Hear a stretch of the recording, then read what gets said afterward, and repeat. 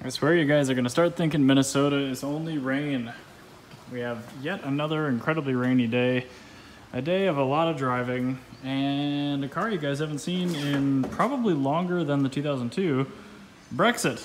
So I brought this car back down here from where it was stored over the winter. I picked a pretty cool morning, about 80 degrees Fahrenheit. Drove it down here, and both of the front brake calipers started to stick on pretty massively. This car being a stock 318 body, it doesn't have all the cooling orifices as a 325, so this thing already has kind of trouble staying cool, but I actually had to stop once and let it cool down for about 20 minutes because it started getting really toasty. And as you guys remember, if you've been watching along, well, long enough, I guess, the turbo is dead on this thing. It's not completely dead, I guess, but the car smokes really bad when you let off, and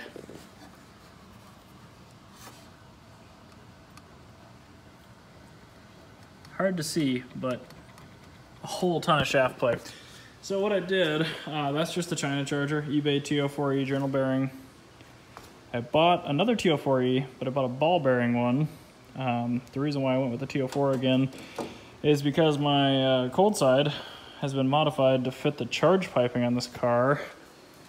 And just in the interest of not having to do that again, I figured it'd be smart to just go ahead and do that. I also bought this little oil pressure fitting adapter for the Vanos line. I'm not going to say the company who I bought that from because it was really expensive and I didn't get a deal. Standard turbo oil stuff that comes with every T04E, but there you have it. CX Racing ball bearing T04E. It's still kind of a cheapy turbo, but it was $390 versus $120. So hopefully it lasts a lot longer. I'm just concerned I'm not getting adequate oil pressure to the turbo with the top of the oil filter housing cap, which I should be. That should be pressurized oil, but again, should be isn't really what I'm after right here. So there's the new Turbski, and I'm really hoping the cold side fits. I hope they're the same size inducer. I think I checked all that, but goodness, you can never be too careful. And then, oh, on the lift of honor, we've got the beige mobile, the 05 Lexus ES330. There's the, pardon me, old timing belt, old accessory belts, old water pump. This thing has got to have the stupidest design ever.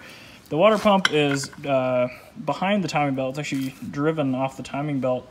But the top lip right here, that little 1/8 inch that you see that's a little bit different color, that is behind a piece of stamped steel, which you have to remove to get the water pump off. In order to do that, you have to pull both the cam gears off the engine, which is just absolutely horseshit. So I recommend you not buy a 1MZ or a 3MZ unless it's had a timing belt service done, or you budget for a little extra pain in the ass. I've got the belt in, but I don't have the brackets back on or anything yet. Oh my goodness. I'm not driving this thing home tonight probably, but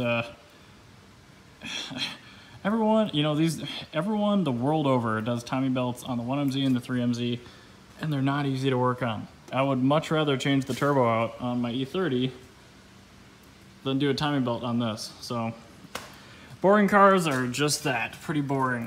You can see the access panel sort of in the bottom of the motor here. I might drop a couple of photos when I was doing the timing belt into the video. The brakes look pretty decent. I just bought a whole bunch of stuff. The point of doing all this maintenance on such a boring car is because it's for a family member, and ideally I'd like it to not need any service for the next like 10 years. So I got valve cover gaskets in there. I've got brake pads for all 4 corners. The rotors are absolutely perfect. I almost never pad slap, but Liqui Moly 530, OEM Denso filter. What's all this? Oh yeah, trans filter, fluid, spark plugs. Bunch of good stuff. So there's a long way to go yet on this. And then also, I haven't really been showing you guys this project because it's just a small engine at the dumb. But I got this freebie 5.5 horse Honda power washer. which had been sitting outside for about a year. It was seized solid.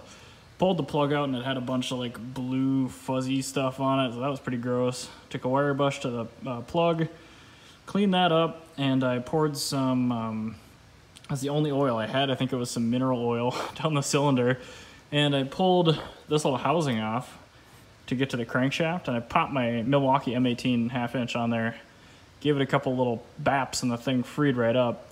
So I put the plug back in it, put the muffler back on it, the carb, a little bit gummed up. It will run on starting fluid. It'll start on starting fluid, but the carb, even after a nice bath, as you can tell, it looks brand new. The nice bath in the ultrasonic cleaner, it's still having none of that. So I think I'm gonna have to buy a new carb for it, but hey, the freebie power washer, which will be great for cleaning floors and cars and stuff like that. So lots of little stuff. Oh, and the elephant in the room. You guys might have noticed a 2-post lift. I bought that and I intend to put it there. It's just one of those eBay 9,000 pound whatever 2-posters, and I bought specifically one that runs on 110 volts just for ease of wiring.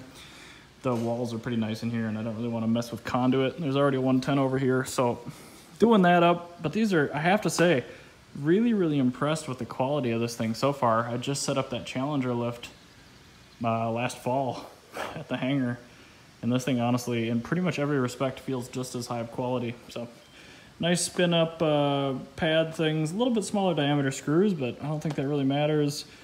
It's got the step ups, all the stuff for the cable over configuration, even reasonable instructions. Again, very impressed with this, I think $1,900 shipped 2-post lift. So I'll let you know when I actually get that completely up and running with my impressions, but seems like it's actually gonna be pretty skookum. There's that 110 volt power unit, 220s back in there for shipping back to the manufacturer. Oh, another thing, the battery in the 355 is dead. Amazon Prime to the rescue. I don't even remember how much that cost. It was pretty reasonable. But yeah, they literally shipped that to my door in the most ridiculous box within a box you've ever seen. I've got red Sport Evo type seat belts for that car because it's a 91, it's brilliant red, and it has Sport Evo looking wheels on it. I figure why not start completing the aesthetic, so I'm going to pop these in at some point. I know it's missing the 5th rear lap belt or whatever. Sorry. And then I'll have to start looking for some black leather Recaro SRDs for this car as well. I don't know, I'm pretty excited. I've always really loved my red M3. Now that the black one's gone, I only have one of them to focus on. So pretty stoked for that. Let's see what else is new around here. Oh yeah, I forgot to mention to you guys, I do a podcast called Motor Cult, MOTORCULT. You can find it on SoundCloud, iTunes, Podcast Addict. It's just talk about beer and cars, basically. So look it up. You'll see an icon that looks like that. That's us. I do it with a good JDM buddy of mine, Ryan, and then we have guests on from the local car community pretty often. So if you don't have your fill on the Oval Bore channel with me ranting about everything, feel free to subscribe to that as well. I think it's pretty good. We've had pretty positive reaction to it, so just something to look at.